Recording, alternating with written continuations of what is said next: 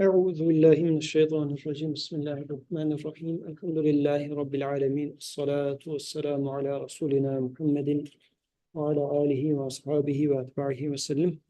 Assalamu alaikum wa rahmatullah. This is Surah Abasa and this is week 4. Inshallah we will continue.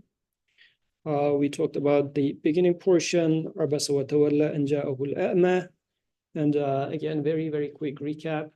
So this is coming right after Surah An-Najm in Revelation order. Surah An-Najm was making a comparison of path of, or the journey dash path of prophethood versus the path of philosophy as we interpreted it. Right after that, now Surah Abasa, making another comparison of, again, the two paths, but this time from the point of view of the recipient, the person who is eager to receive prophetic message versus the person who is seeing self-sufficient towards prophetic message. And here, within the historical context, we read it as such, and I would like to stick with that. We can read it in different ways. Actually, I was talking to a friend, and he read it in a totally different way, which is possible. But I would like to stick with this aspect of it because I find it quite relevant to myself. From the point of view of recipient of the message, how do we take it? There is one, despite being blind, eager to receive the message, and the other guy is maybe wealthy and whatnot, and feeling mustaghni. So I am rich in terms of receiving message. I don't need it, self-sufficient. And then after this intro portion, then there was this emphasis of Quran as elevated. And on Friday discussion last week, we started discussing what it means that Quran is elevated. Where does elevation of Quran coming from? And inshallah, we will continue discussing this on Fridays. Assalamu alaikum. We will keep discussing this on Fridays for probably the upcoming 2 or 3 more weeks. After highlighting the high status of Quran, then there was this قُتِلَ الْإِنسَانُ مَا أَكْفَرَ. So accursed be man, how ungrateful is he, or how he covers up the truth. We talked about this last week, so let me quickly get there. So last week we talked about this. قُتِلَ الْإِنسَانُ مَا أَكْفَرَ مِنْ أَيِّ شَيْءٍ خَلَقَهُ. From what is he created? So now human is covering up which truth? We talked about that last week. Because from now on, actually, Quran is starting to pinpoint where the root cause of the problem. Why is this person feeling self-sufficient towards the message?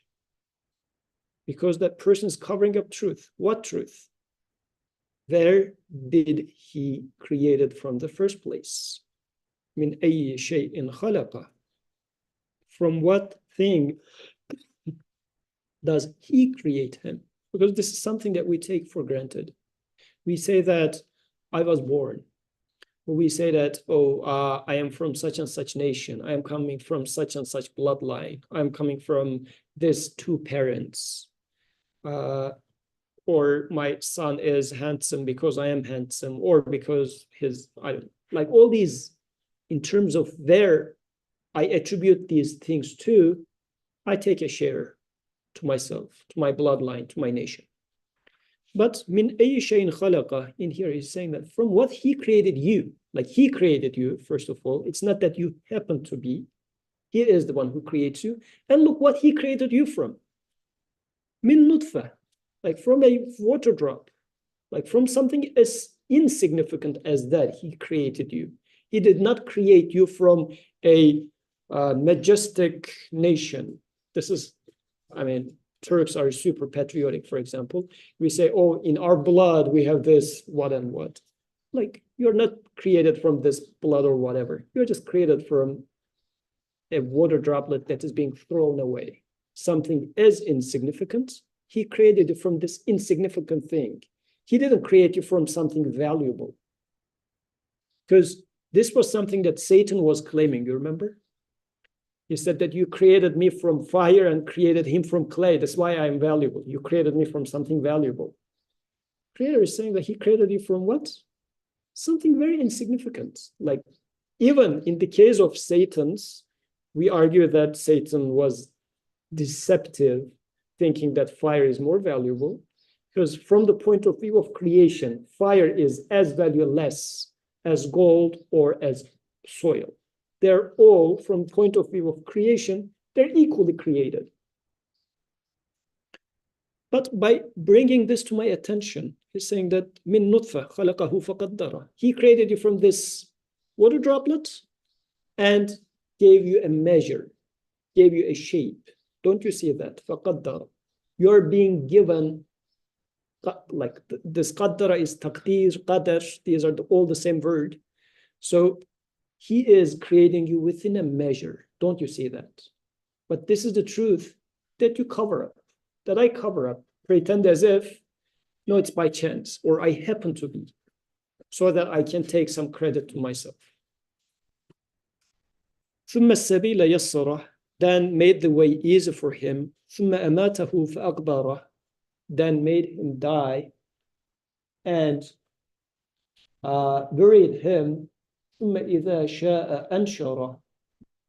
Then he will, when he will, he brings him again to life. كَلَّا لَمَّا يَقْضِ مَا أَمَرَ. وعليكم السلام. كَلَّا لَمَّا يَقْضِ مَا أَمَرَ. No, but man has not done what he commanded him. So this is where we were left last week. So after this intro, let's get to this very interesting verses. فَلْيَنْظُرِ الْإِنسَانُ إِلَىٰ طَعَامِهِ. The topic is changing, apparently, but is it changing? Let man consider his food. أَنَّا صَبَبْنَا الْمَاءَ صَبًّا. How we pour water in showers. Like sababna, sabba means like we showered the shower. This is how what it means.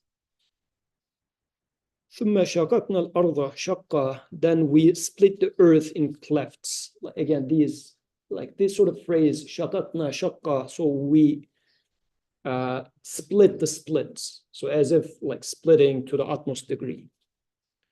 So ثُمَّ شَقَقْنَا الْأَرْضَ شَقًّا. So we split the earth, the soil itself. فَأَنْبَتْنَا فِيهَا حَبًّا. And caused the grain to grow therein. وَعِنَبًا وَقَضْبًا. And grapes and grain fodder. وَزَيْتُونًا وَنَخْلًا. And olive trees and palm trees, or the date palm. وَحَدَائِقَ غُلْبًا. And garden closes of thick foliage. وَفَاكِهَةً وَأَبًّا. And fruits and grasses. مَتَاعًا لَكُمْ وَلِأَنْعَامِكُمْ. Provision for you and for your cattle. Very interesting verse. This is coming right after. Let's remember, the human was saying, I'm self-sufficient. Quran said that let him be accursed. The man, how he covers up, talked about how man is created, and now brings up this example. Interesting. What is the point?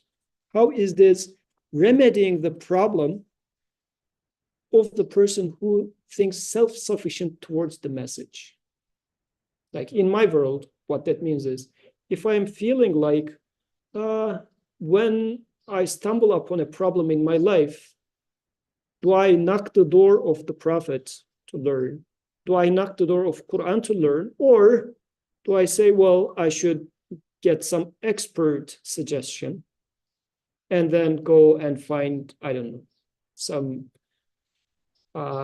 YouTube personality or some sort of yoga or whatever. Like not the door of Quran, but some alternatives. Whose door am I knocking? If I'm feeling distant to Quran and Prophet or prophetic tradition in this sense, how do I remedy this problem? These verses are supposed to remedy this problem because it goes to the root cause. Let's see. How is the sequence of observations here related to the topic mentioned before? The problem was self-sufficiency. How is this going to remedy the self-sufficiency? What is the gist of this text? Let me see. Yeah, Because the way the text is going is, it talked about created this, from that, all the way builds up 1, 2, 3, 4, 5, 6, 7, 8 verses, and concludes by saying, مَتَعَلَّكُمْ وَلِأَنْعَامِكُمْ. My next question then would be, how did he mention this sequence and conclude with the last verse? Like, how is this last verse wrapping it up? What do we learn from the style of this argument? Because the style of Quran in here is important, teaching us something. How, as an alternative to compare, what I mean by that is, how would your biology book talk about these observations? How does Quran talk about this? And is this argument any more convincing? Or is it just an alternative worldview? What do you think? So I think what the image these verses is portraying is that we are completely dependent upon things outside of our control. And then it's saying that not only are we dependent upon it, but that it is made specifically for us to benefit from it. That's right. Specifically made for us to benefit from it. We'll come there. That's a good point. We'll come there. Yes. I've noticed that this is describing a process and how Allah is attributing all steps of that process to himself. And it's making me think of how our biology book would just be like, oh, the hydrological cycle happens, water comes down, then you have these valleys that are natural and it flows to all these areas and then grain grows over there. Allah is talking about all the steps and he's attributing all of them to himself. So he pours the water in showers, he splits the earth, he causes the grain to grow. So yeah, it's very much like that. Very beautiful point. Then I'm going to ask a question which combines the two comments. What is God's evidence for that claim? He says, we do this, we do this, we do this. Well, science says it happens by itself, it happens by itself, it happens by itself, right? So it looks like, in terms of claim, one is saying that we do this or I do this. Science says, well, it happens by itself. Why shall I take one over the other? Yeah. Maybe here it's like you're being made to question, as the that person that's saying was they're self-sufficient. And in these, I feel like you're made to question, consider his food, you're asked to consider everything that is in front of you and then discern for yourself, what is right and what is wrong, maybe. In that sense. Okay, but in terms of these two claims, why would you choose one over the other? Like, your atheist friend looks at the verses, the same thing. He says, yes, rain comes down, yes. Well, the verse says we did it. We say it comes down naturally, as Dua was saying. So you say, well, he says, we split the earth. Your atheist friend says, no. The plant, as it's coming out of it, it pushes, the leaves pushes it. So the leaves open it. It's not that God is splitting the earth. It is the leaves that are opening it. So there's an alternative version of what is happening. Does this argument come up with a point that supports its claim too? Is it more valuable than your atheist friend's claim? Yes, Dua. I think I'm not certain about the answer, but this is making me think of my own needs, like my neediness. And the first step I think that I can recognize when I read this is that I at least am not the one who's doing it. So I'm not creating the showers, because it starts off with saying, you consider yourself to be self-sufficient. So the first step is la, I am not the one who's doing it. And I think the last point, especially, is making me think when it says provision for you and your cattle, that's making me think, this food very much is in accordance to what I need. It's perfectly fulfilling my needs. Could it be that it is just coincidence that I am created needy and this food is created in a way that, fulfills that need? So going back to Atik's point, right? Verse concludes by saying that this is happening for a purpose. Can the causes that you mention, it happens naturally, or leaves split, or plants grow so that you're going to be fed, can they be considering your and your cattle's feeding and do that? I will remind you about our famous example again with the FedEx guy. Okay, so this is where FedEx guy example is really inspired from. Like you go home and bell rings. It's your birthday, but nobody knows. Like you're living in America, you don't have any family and whatnot. The bell rings and a guy comes and gives you iPhone 15. Is it 15? I have been giving this example for so long. Every year I am updating it with the number. iPhone 15. And actually, you know what? 2 weeks ago, your phone was broken. So, and you were considering to buy an iPhone, but like not many people know that. It's the iPhone that comes, and it is the exact color that you like. And even with a nice cover and everything, so it's packed nicely. So you take the phone, and what do you do first as the first thing? Hug the FedEx guy, right? Mm-hmm. You don't. Why? Because you see that whomever wrote this iPhone to you must be knowing that you are in need of an iPhone. Your phone is broken, so it comes at the time of a need. It is the exact type that you wanted. It is the exact color that you wanted. So you are saying that the FedEx guy, yes, apparently the guy brought it to you, but you know that it's not the guy who gave it to you. Because like an iPhone nowadays is, I don't know, almost $2,000 or whatever. $1,500? 1,000? Okay, $1,000. Still a lot. Still a lot for a FedEx guy to give to a random guy, right? Like FedEx guy do not randomly give $1,000 gifts to people. So you say that there must be someone who sent this to me. It cannot be the FedEx guy. By showing the purpose, and you see the purpose behind it, you immediately dismiss that FedEx guy gifted this to me. This verse is doing the same thing. It's saying that, look, where the food is coming from, how it is being sent, and at the end it says, what is the purpose of it? To feed you and your animals. Can the clouds know or care about you or your animals? Can the plants or the earth care about your animals or you? The trees, all these now talking about what is being created, right? It is this model of iPhone, this color. It is the olive trees and palm trees. Look at the types of food that are being made for you. Like it's not that lentil soup. Wouldn't it be sufficient to have lentil soup? Just one type, only lentil soup. Live with lentil soup. The creator created all different varieties of food which is going to please you. Like in your birthday, your mom could simply put a lentil soup and say, well, I cooked lentil soup for you. Why does she prepare this specific food that you love the most in that day? Because she wants to express a certain love to you. It's not simply to feed you.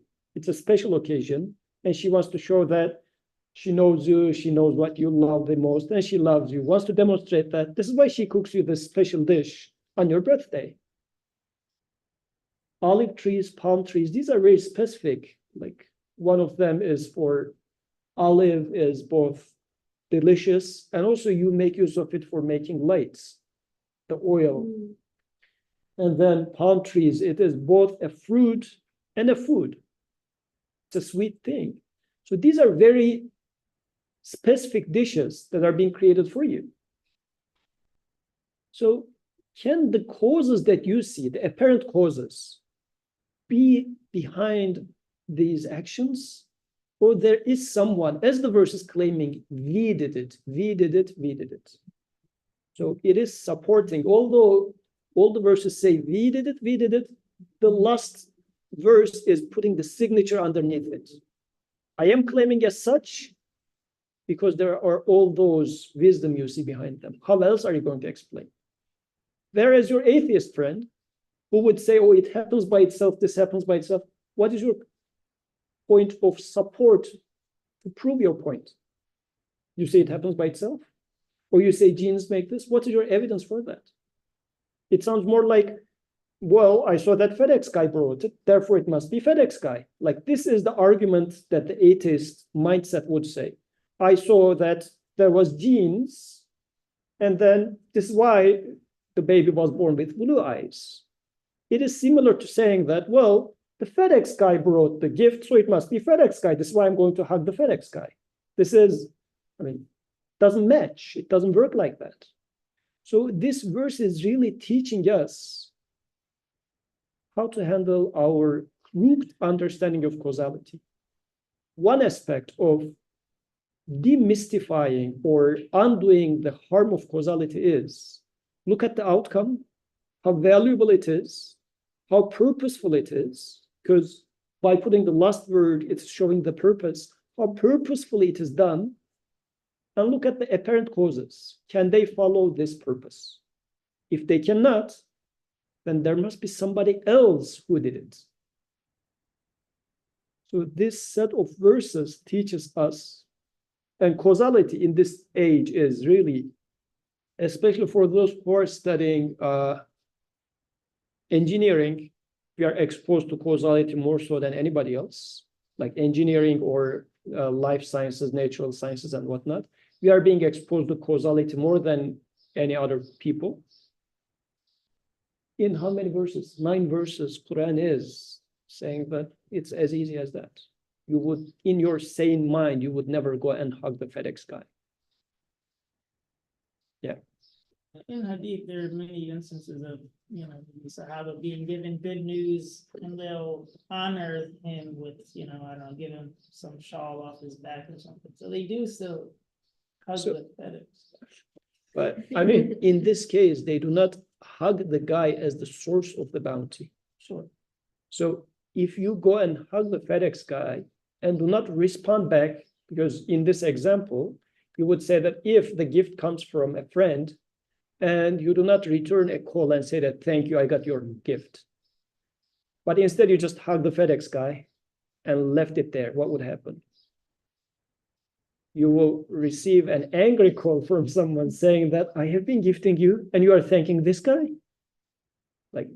So these are two separate. It's important to investigate the guy who sent this gift to you. Yeah. It's more important.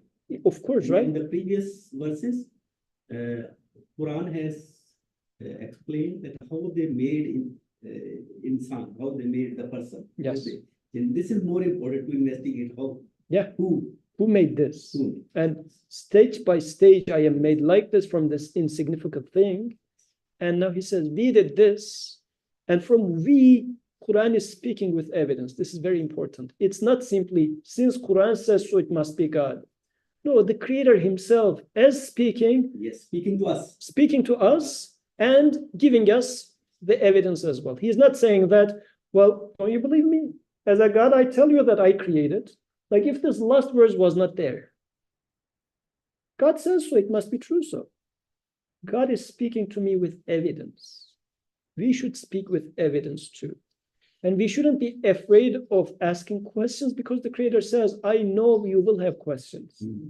And here is my argument and here is my evidence. So very beautifully, Quran is teaching us how to approach this existence. Yeah.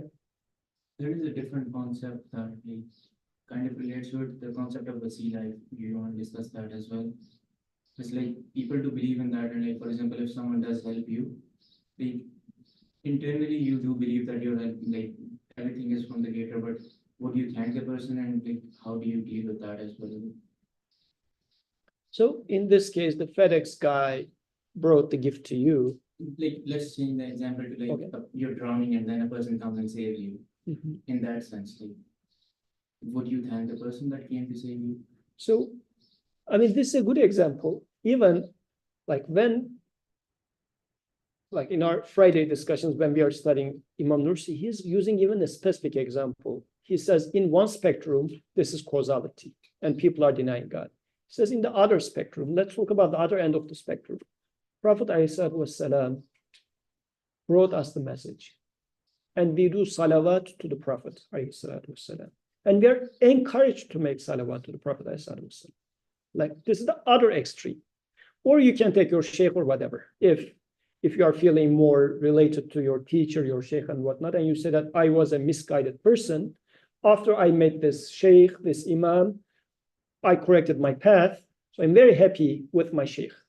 So how much shall I be thankful towards? Because again, this is another extreme case of the very soft version of causality. Now you do see this imam, this sheikh, this prophet as the cause of your guidance. To what extent does this person have a share in your guidance? Who is the guide in this case? Who is al-hadi? Who is the source of guidance? Creation of guidance is with the same logic from the creator alone. But what is the role of this person? I need to look at myself to understand what is my role in any good so that I can relate it to the person as well. What is my share in lifting my hand?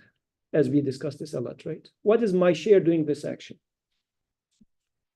The choice I make. Other than making the choice, what do you do here? Which muscles do you move?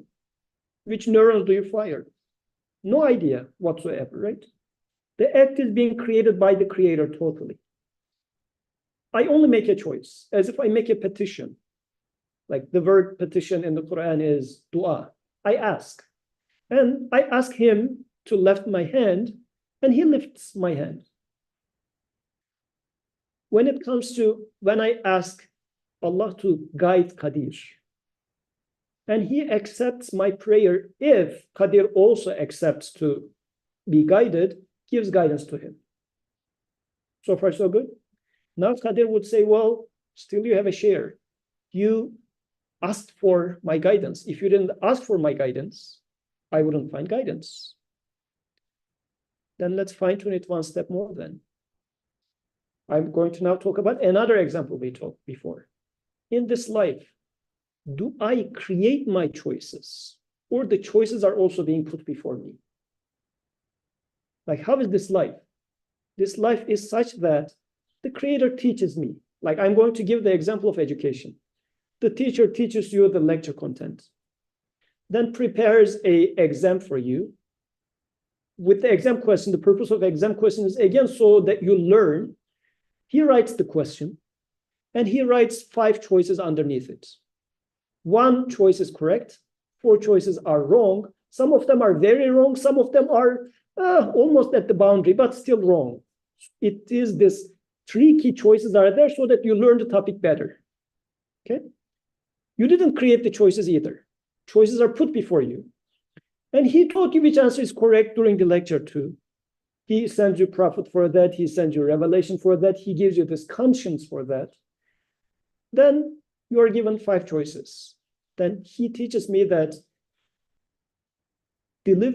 he teaches me that guidance is beautiful. He teaches me that Qadir is in need of guidance. He suggests me, would you like Qadir to receive guidance or no? The answer is clear. I should choose yes. He taught me everything to choose yes. If I choose yes, should Qadir thank me or thank the creator? If I choose no, then Qadir should be unhappy with me because his misguidance is because of me. But his guidance is not because of me. This is why he will be thankful to the creator for receiving guidance.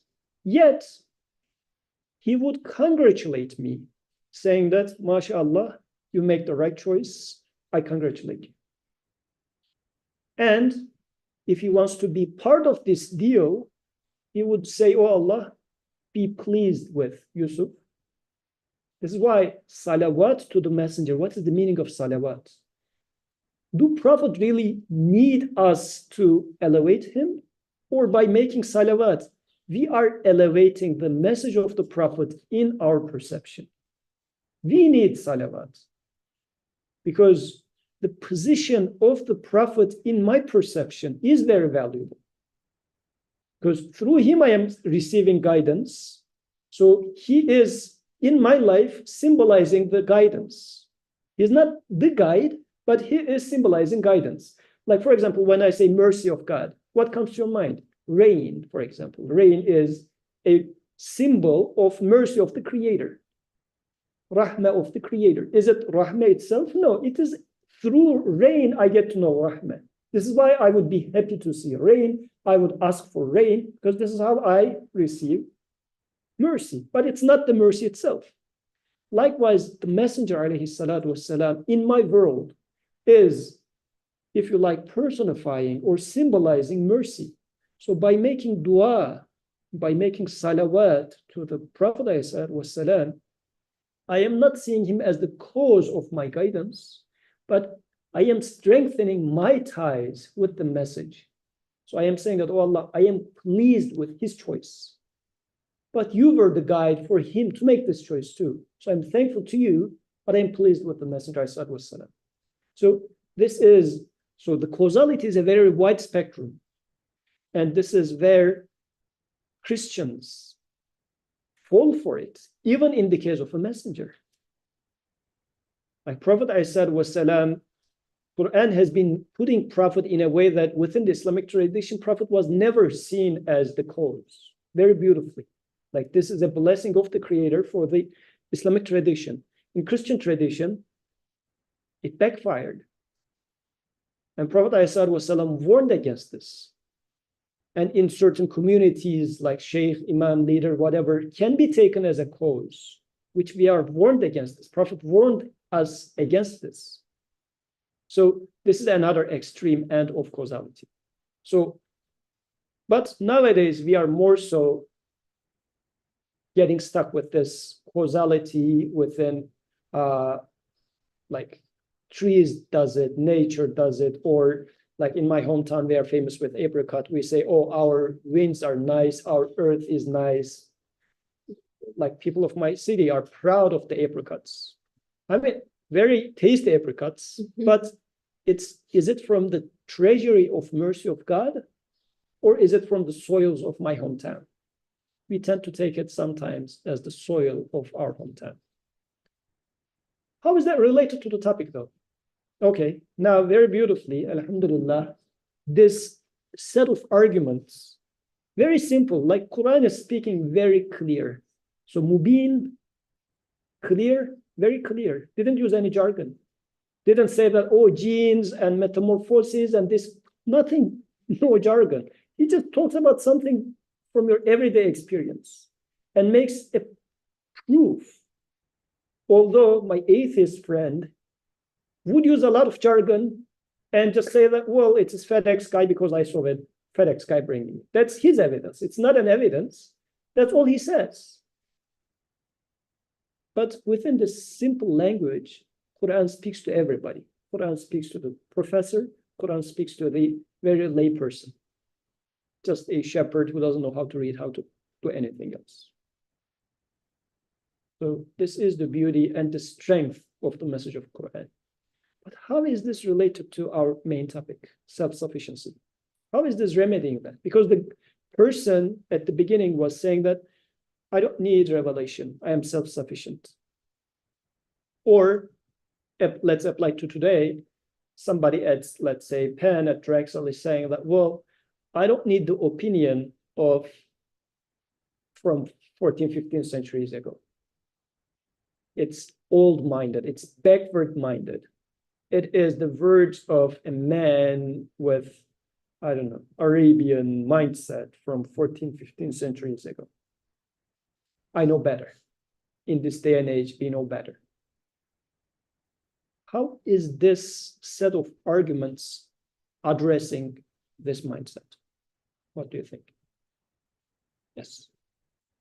Your hand was moving, so there was something coming out there.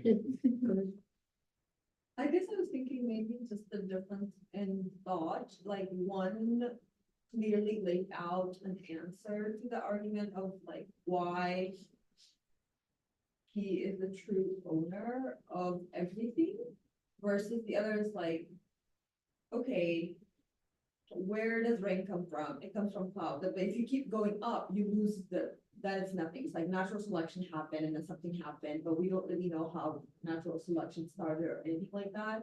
So I think like at one point you'll hit a wall of not finding an owner versus this, there is an ultimate owner.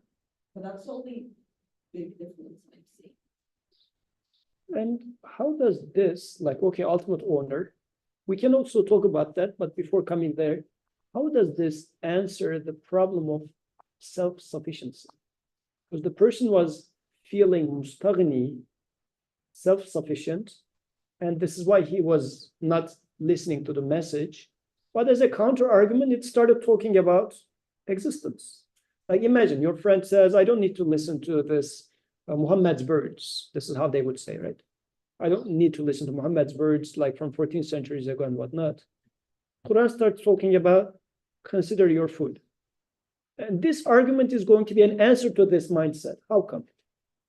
What is it that this person is covering up which prevents him from listening to the message of Quran that these verses are going to resolve? Is it to prove or provide a case for us, or people being in absolute need of, I don't know, any other thing? We're the farthest from self-sufficiency. We need even a drop of water. We're in absolute need of one drop of water. So you're being provided everything from water to food to your very being as a human being. Then, of course, your guidance is another need of yours. Where are you going to receive it from? Who do you think is going to provide it to you? You see, these are the things that we take for granted. This is why Quran started fixing it from here. He didn't started mentioning, oh, revelation is necessary and whatnot. So that you think you don't need revelation, you feel like you're self-sufficient because you're covering up a lot of truth. Let's go to the root cause. The root cause is you feel like water, it just happens to be there. You feel like olive and date palm, it just happens to be there by nature, by this and that. It says, no, every single one of these are being given to you. Don't you see that? You are not capable of making any of them. You are being provided with all of them. Now let's talk about something more serious. Like these are the needs of your stomach, and they're being provided to you. How about death? How about purpose of this life? Why am I here? Who is going to provide an answer to that? Like this is a more fundamental human need now. All these examples in here are addressing animal needs. Humans' animal sides needs are being listed here. And he says he is the one who satisfies the animal needs of yours. These are even lower needs. Like being fed is a lower need. How about as a human being? Because animals also need that, and animals are given that by him. How about a more fundamental need of human being? Why am I here? I am in need of an explanation. Who is going to tell me why am I here? Well, I will figure it out myself. You cannot even figure out finding your food, let alone finding an answer to your purpose of existence. Who put you here for what purpose? How are you going to find the answers? This self-sufficiency idea towards revelation, towards prophethood, stems from the being unthankful for the very basic needs. Am I aware of that? That's why Quran is fixing the problem at its root. You are not self-sufficient in any shape or form. And revelation, the message is another and more fundamental need of yours. And only the one who gives you life and gives you death can give you a satisfactory answer. The one who brought you to here can give you the satisfactory answer. How dare you're feeling like you're self-sufficient. A comment there? No. No? You're afraid of moving your hand. Okay, any other comments? Yes. I'm also thinking about money here because I think like in this day and age, we also attribute like self-sufficiency to be able to take care of your own financial needs. And I feel that the the provision for you and your cattle part seems to like solve that for me, or seems to remind me that, like people are very proud of how like their cattle operation is going, like, oh, look at this, we bred all this cattle by ourselves, and these are our fields, and like I take care of them, I walk them every day, and they're very proud of the empire they've built and the money that they're earning. And this seems to remind me that even that empire that you're talking about, that startup that you're talking about, it's even that is being provided for you by Allah. Yep. And these are having very much side effects in our lives. Now we need to come back and question ourselves. What are the things that I take for granted? Because there's a huge spectrum, as we mentioned, right? In one end, yeah, everything happens by itself. In the other end, I am a super pious and praying person, yet I am feeling like, oh, if not my sheikh, I would be a lost person. Now I am putting all my praises to this religious figure. So where am I in the spectrum? We have a share here or there. We have a share. This is like Quran is speaking to us. Otherwise, Quran wouldn't say that. To a certain extent, I am part of that too. This is why Quran is speaking to me and warning me against that. So we need to pause and question, where do I attribute partners to the creator? Pretty much this is what it is. Am I attributing my sheikh as, in one spectrum, partner for my guidance from the creator? Or am I attributing the startup or my success in business making for my wealth? So wherever I am in the spectrum, there is something for all of us to take from here. But more so, I would like to re-emphasize the style that Quran is teaching us. Since we are diseased with this mentality of causality, Quran is in here very beautifully, in very simple terms, addressing this very fundamental issue. And if I to reiterate, but tied back to the main theme, Quran is providing a remedy to this mindset of self-sufficiency by talking about something very fundamental that we take for granted and cover it up.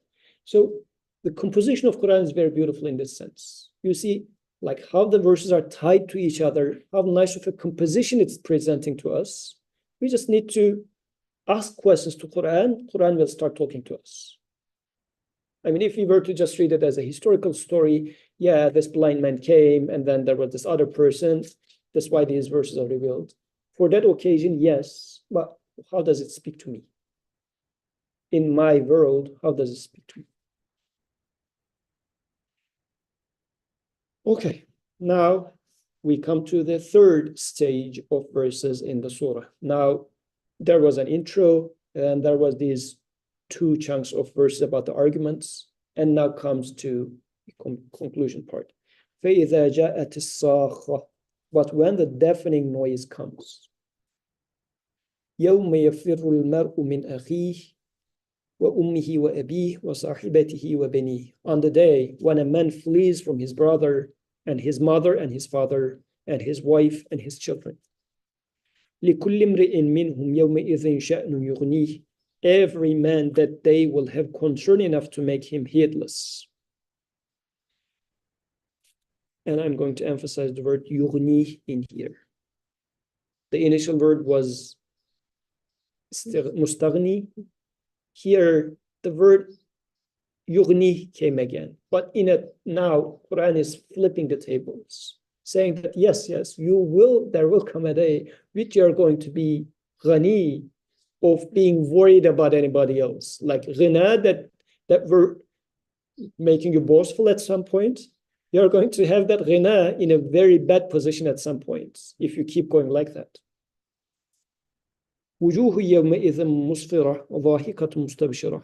On that day, faces will be bright as down, laughing, rejoicing at good news. وجوه يومئذ عليها غبرة ترهقها قترة. And other faces on that day with dust upon them, veiled in darkness. أولئك هم الكفرة الفجرة. Those are the believers, the wicked. So, Let's talk about the questions. فإذا جاءت الصاخة. When the deafening noise comes. صاخة, deafening noise. Which day is that? Why is it characterized with a deafening noise?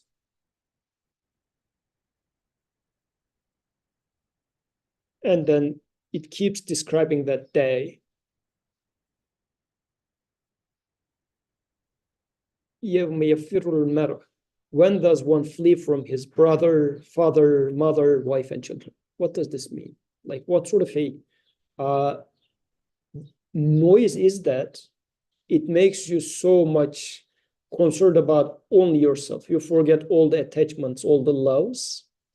You're saying that, like, well, I only have to save myself in this. What does this signify? Why is there this idea of firash, like flee from? Yughni, and what sort of ghina, self-sufficiency is this? So these are a set of my questions here. Let's start from the first. What noise is that? فإذا جاءت الصاخة. Yeah. Not sure, but this is reminding me of when we used to have a school bell. And specifically, this is making me think of, you know, when we would have like a games period, and we'd be, you know, like running around, and we would forget, you know, why we're there, why we're at the school. We would be, you know, playing around with our friends, having fun, and all of a sudden the bell sounds, the school bell sounds, and it reminds us that stop.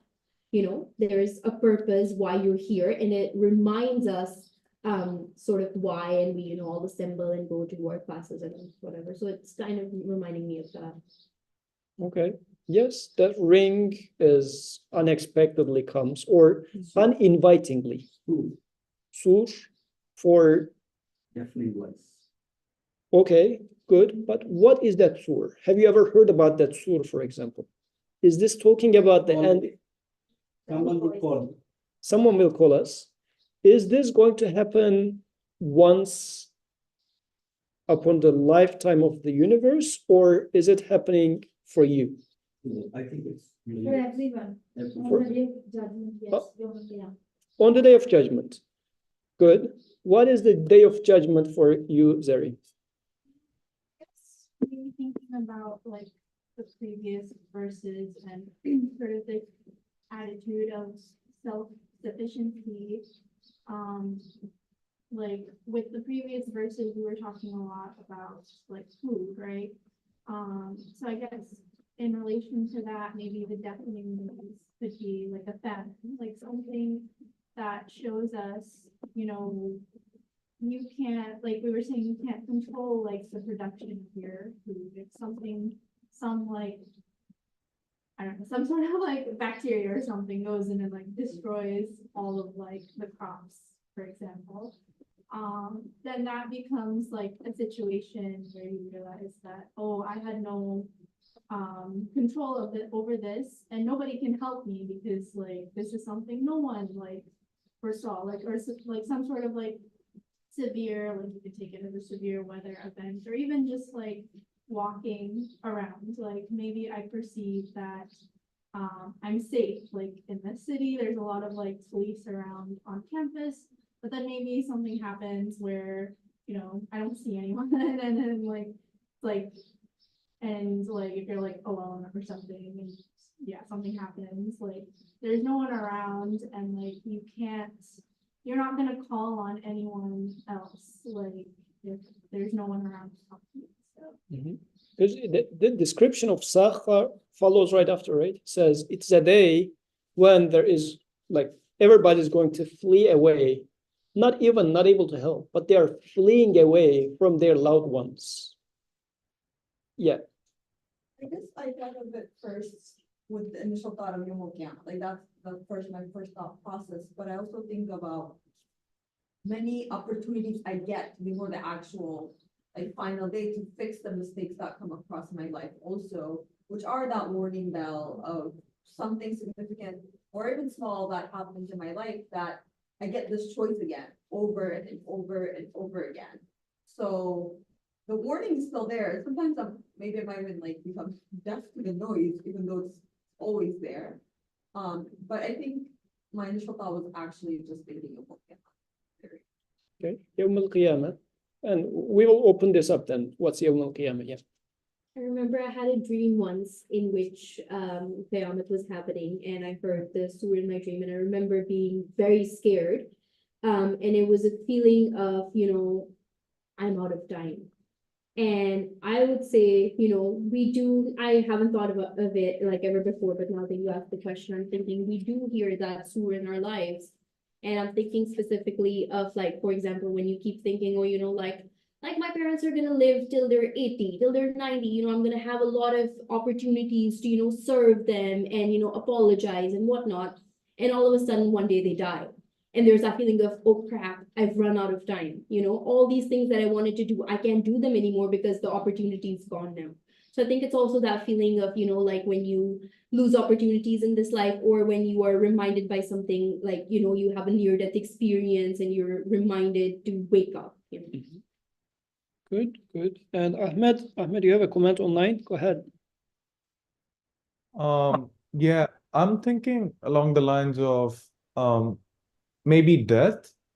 The first thought was the day of Qiyamah, but I'm thinking death because I think that's one time when you are fleeing from whoever it is, whether it's your brother, father, mother, like you have no concern and you have to, like, I'm thinking along those lines. Maybe it's death. Yeah, okay. So death could also be that. Because, yeah, go ahead. Yeah, I was thinking of something like, you know, deafening noise being something you can't ignore, I think. You can't ignore, okay. Yes, and what I was thinking of is maybe feelings of regret, like maybe you regret something, it's very hard to push that away, like maybe if only I invested in Bitcoin, I could be like a billionaire. Just, you know, you obsess over it, you're not worried about anybody else, because the regret is your own, you know, it's related to your own, I don't know, decisions and such. Okay, very, very nice points. Now let's then collect all of them. So it's a noise, and noise is something that comes from outside, and you cannot prevent it. Even if you close your ears, it's like taking you under the control. So unlike light, like light is coming from a certain direction, but voice comes like it's coming surroundingly, it's disturbing. You have much less control towards noise than light, for example. Sounds like to me also death is one such case, and it is coming to everybody, because so it says it's going to come, and when it comes, so it's definite that it will come, but initially you're not hearing it. Especially in our youth, we are more ignorant. Like young people take things more for granted. Where's my Kadir? Look at his muscles. Like being muscly, being strong, it's always there until somebody not knowing how to play soccer break his leg, right? So then you start questioning, oh, it was there. There was a properly functioning leg up until this moment.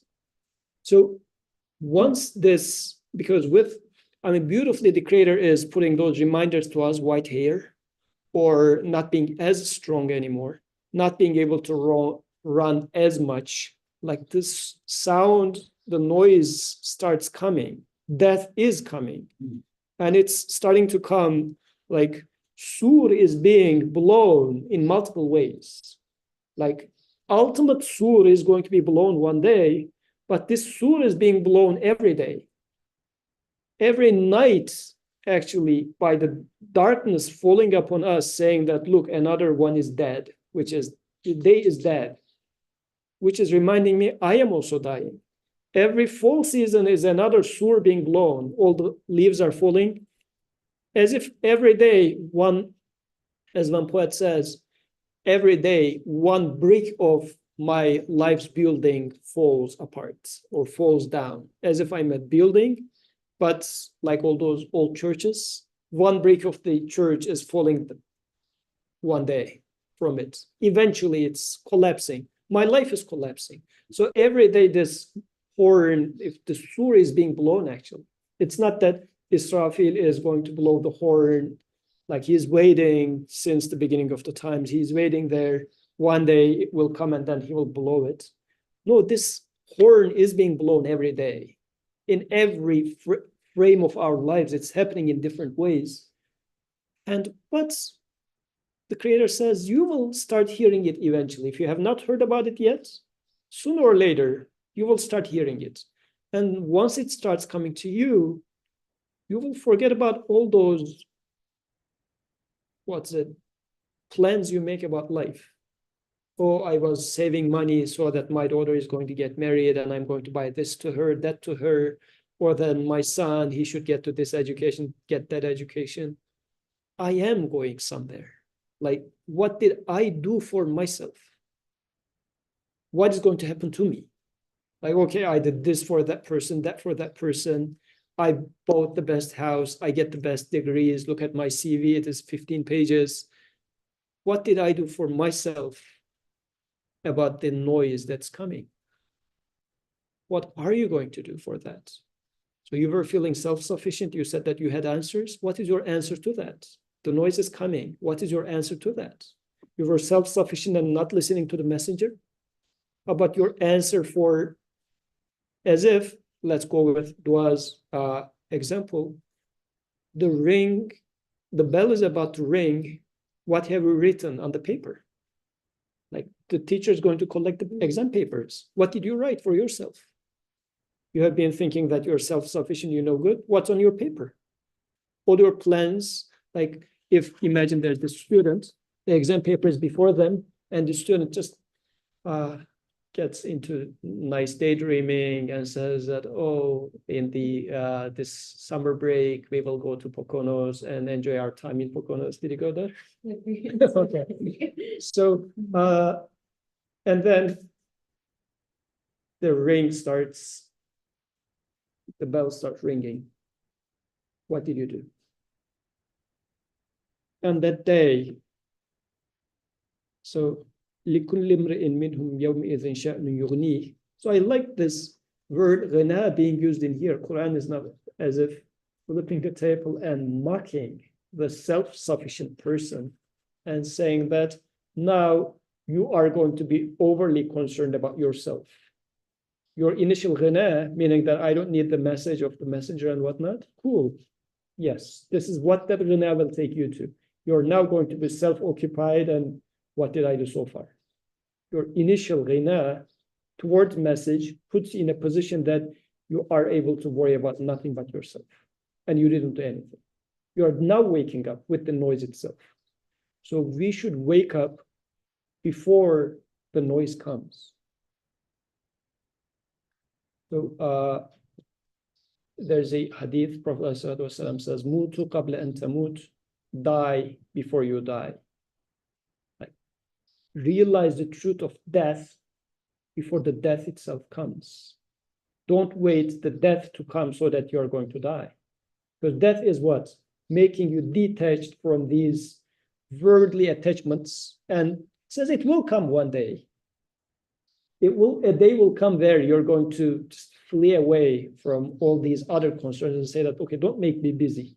Right now, if I'm working on something and our little Ali comes, I will pause my work and divert my attention to Ali. But if what I'm working on is so important, I will try to find a room where Ali cannot come. I will flee away from Ali because I don't want my attention to be split at this moment, right? I will say, no, just take him away.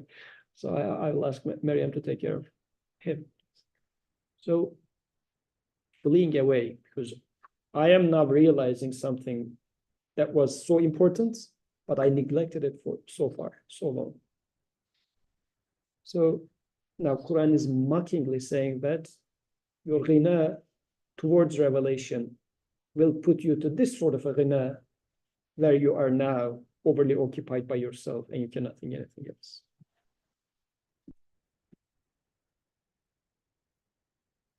Okay. Yes, I don't write public questions for this. Okay, let's conclude with this, then we can maybe shall finish and start the next topic. for next week. وجوه يومئذ مسفرة. On that day, faces will be bright as down, some faces. وجوه, like there would be faces which are going to be bright as down. ضاحكة مستبشرة, laughing, rejoicing at good news. When this noise comes, when death comes, certain you can be, as if it's saying that there are two ways. You could be as happy in that day because you prepared what is supposed to help you in this day. وجوه يومئذ عليها غبرة, and other faces on that day with dust upon them, ترهقها قترة, veiled in darkness. Who are they? The descriptive sentence, أولئك هم الكفرة الفجرة. Those are kafara. Let's take kafara in here, not as disbelievers only. In the previous verse, it was saying, قتل الإنسان ما أكفر. This kafara here is ma akfara. So accursed be man because he was covering up. So this akfara in there was translated in two ways. One was covering up the truth, and the other one was being ungrateful. So the ones who are going to have a dark face on this day is going to be those, or are those, I am, because we said that this horn is being blown every day. If I'm having a dark face today, meaning I'm not content, I have many worries, which doesn't take me anywhere in life. I don't know why I am doing what I am doing, really. I have been doing it because everybody said that, oh, having a PhD is a good thing, getting this degree is a good thing, or you should be successful, this is a good thing. And like for PhD students, it's not secret. Like believer, unbeliever, everybody knows that every day a PhD student will go through this psychological problem of, why did I do that to myself? It's too late to exit because I'm already 3 years into it with the hope that it's going to end in 5 years, but it never does. So 6, 7. But as you get deeper into it, piled higher and deeper, you say that you cannot go back. This self-questioning will be there, right? But it happens everywhere. Because before graduate school, when I was in undergrad as an engineering student, when my medical school friends came, I would mock them saying that, look, man, you're going to study medical school 6 years and make a residency for 4 years. 10 years of life is gone and you're just barely starting to work. I did more than that. For what? What motivated me to do that? Same thing happens with, like we have parents here. You had very high hopes with your daughter. You invested on her, and look what she is. Like, and this is how it becomes with parents, right? I did this, that, and look what he is. He is not being even thankful. Like, look how he's treating me. Like my parents feel the same about me. So we make investment on things, and then once we do not receive anything back or what we expect from them back, we are being upset, dark-faced. Like, if only regrets kick in. On the other hand, I could have been with a bright face, laughing and rejoicing. Death wouldn't be a bad news for me. It would be a good news. It's graduation. On the other hand, it could have also been that I invested all these things. I wasted my life in the laboratory, in the for Elon Musk or whatever, trying to gain more money. And look, what did I end up getting? Laid off? Oh. I don't know. I'm just giving some hypothetical example out there. So this is what it is. Those dark phase is happening in my life because it is regrets. I have been investing in the wrong place, feeling self-sufficient. So it is saying that wake up from that mistake. And the very, again, as we are concluding this, the very gist of it is I feel self-sufficient.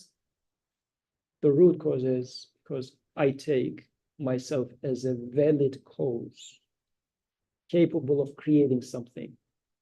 I think rain is a valid cause for creating rain. So the remedy is fixing this notion of causality and seeing who the real cause is. And the disease itself is self-sufficiency. So self-sufficiency is the disease, and it goes everywhere. including feeling self-sufficient towards guidance. I don't want to listen to the Prophet. Remedy is because you think things happen by themselves or things happen because of apparent causes. No, nothing happens because of apparent causes. The Creator is the one behind everything. How do you know? Because things are happening within a purpose. The causes that you claim cannot follow these purposes. Quran comes with its evidence as well. In a nutshell, this is how I see the surah. Any closing remarks, conclusions? I would like to add one thing from Hazrat Ali. In this life, man is sleeping. When he dies, he gets up. Yep. So same is with us. When we would die, so we would get up. Right now we are actually sleeping. Yeah. Very beautiful. This is right in this context. Yeah, exactly. Jazakallah khair. So we need to wake up before we are woken up with this noise.